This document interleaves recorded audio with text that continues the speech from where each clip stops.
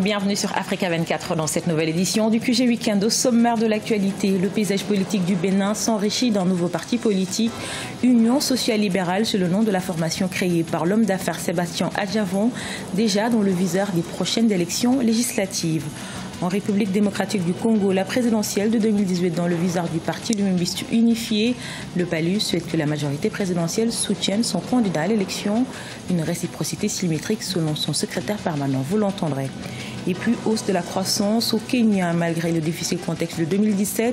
Le bénéfice de la Nairobi Security Exchange s'est établi à 2,1 millions de dollars contre 1,9 million de dollars en 2016.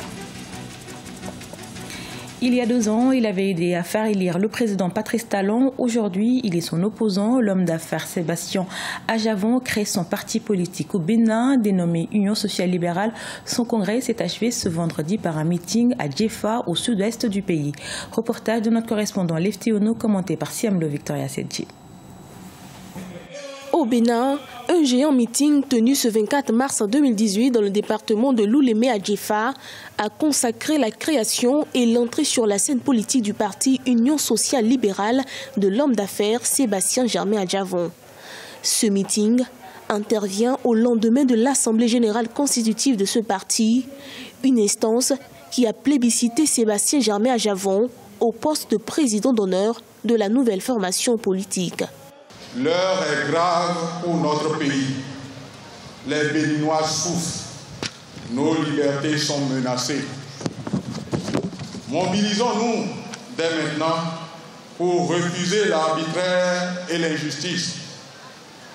Rassemblons-nous pour créer une alternative de progrès démocratique en faveur de la liberté et du développement. L'Union sociale libérale a pour ambition de rassembler les forces politiques de l'opposition. Aussi, le parti prendra-t-il part aux prochaines élections, en ligne de mire, les législatives de 2019. Il faut sans délai un dialogue responsable de tous ces acteurs. Sinon, notre pays court de graves dangers. Il nous faut donc renouer avec la philosophie de la conférence nationale souveraine. Arrivé 3e au premier tour de l'élection présidentielle de 2016, Sébastien Germain Adjavon fut un grand artisan de la victoire du président Patrice Talon. Il faut rappeler que l'homme d'affaires a pris ses distances avec le pouvoir actuel après ses déboires judiciaires, notamment l'affaire de 18 kg de cocaïne retrouvée dans l'un de ses conteneurs. Il a par la suite été blanchi par la justice. En République démocratique du Congo, le parti Lumumbistu unifié PALU présentera un candidat à la présidentielle de décembre 2018. La formation d'Antoine Gizenga l'a annoncé ce samedi 24 mars. Il demande d'ailleurs à la majorité présidentielle de soutenir son candidat. Selon le secrétaire permanent du PALU, Wolf Kimaza, il s'agit de la loi de réciprocité symétrique. On l'écoute. Le PALU attend que la majorité présidentielle accepte de soutenir les candidats du PALU à l'élection présidentielle prévue en décembre 2018. Cette observation est d'une importance capitale pour la suite. En 2006, la majorité présidentielle était venue au PALU solliciter notre soutien. Ils sont venus nous chercher pour que nous puissions les soutenir. En 2018, les PALU se déplacent et va vers l'autorité morale de la majorité présidentielle pour solliciter son soutien réciproque, symétrique, en faveur du futur candidat du PALU à l'élection présidentielle prochaine. Malgré le difficile contexte de 2017 au Kenya, la croissance des banques cotées sur la Nairobi Security Exchange a augmenté de 17,56%, établissant ainsi le bénéfice de l'entreprise à 2,1 millions de dollars comparativement à 1,9 milliard de dollars en 2016. Qu'est-ce qui explique cette performance? Élément de réponse avec Nelly Claude-Bessa. Le bénéfice net de la Nairobi Security Exchange pour l'exercice 2017 a augmenté de 17,56%. Une embellie imputée à des commissions accrues provenant des activités de négociation et des mesures de gestion des coûts. La croissance a été largement soutenue par la reprise des valeurs bancaires et la révision de la loi de septembre 2016 portant sur les contrôles d'intérêt. Le bénéfice des activités de négociation a également grimpé de 10,47%, soit 5,8 millions de dollars, portant le revenu total à 7,5 millions de dollars en 2017 contre 7,1 millions de dollars un an plus tôt.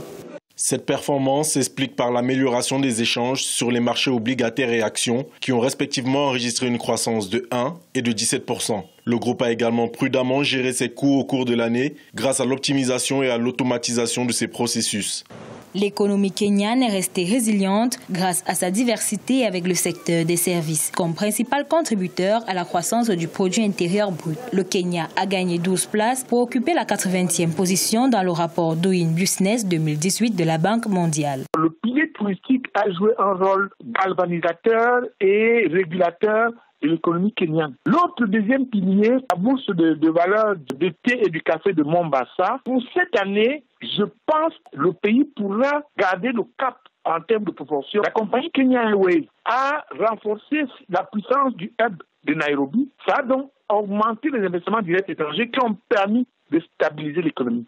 Le Kenya arrive donc à tirer son épingle du jeu en matière d'attraction des investissements. L'économie diversifiée amène une stabilité économique.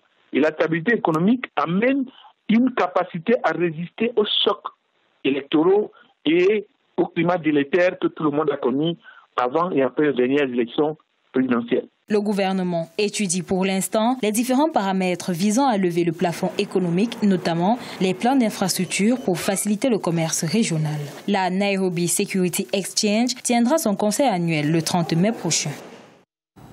Dans le reste de l'actualité, le chanteur nigérien Davido poursuit sa tournée continentale dénommée 30 Billion African Tour. Cette série de spectacles dont 6 villes africaines s'est achevée ce 24 mars à Dakar. Avant la capitale sénégalaise, l'artiste s'est produit à Niamey au Niger où notre correspondant l'a rencontré. Suivez son reportage.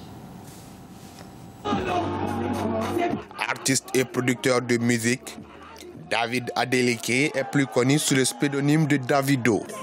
Né à Atlanta aux États-Unis, il a connu différentes cultures mais est resté toujours fidèle à ses racines. Et cela se ressent dans sa musique, estiment les observateurs.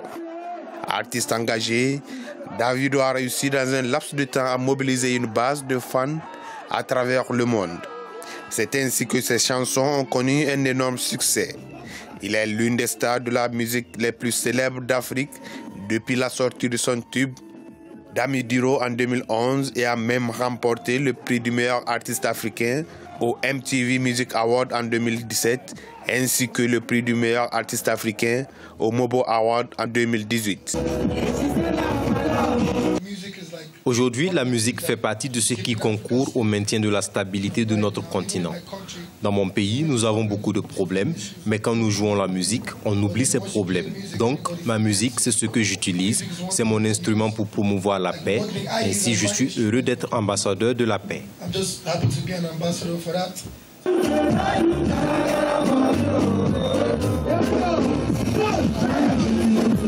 En tournée africaine dénommée 30 Billion African Tour, la pop star nigériane a organisé une série de spectacles dans 6 villes africaines en 2018.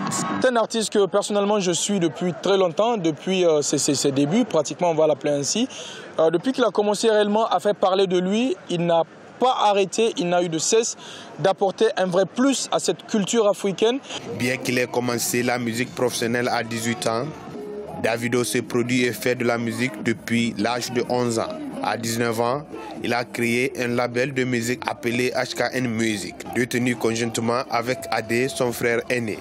Le chanteur qui va sur ses 26 ans n'a sorti qu'un album en 2012, mais a toujours enthousiasmé les fans avec des succès majeurs tels que Gobe, Skeleu, Cool Sky in Africa, Gabeoshi et les 3 nouveaux tubes de 2017, If, Fall et Fia. Ce journal a été réalisé par l'ensemble de la rédaction. Merci pour votre fidélité. Dans un instant, une nouvelle édition de l'actualité sur Africa 24.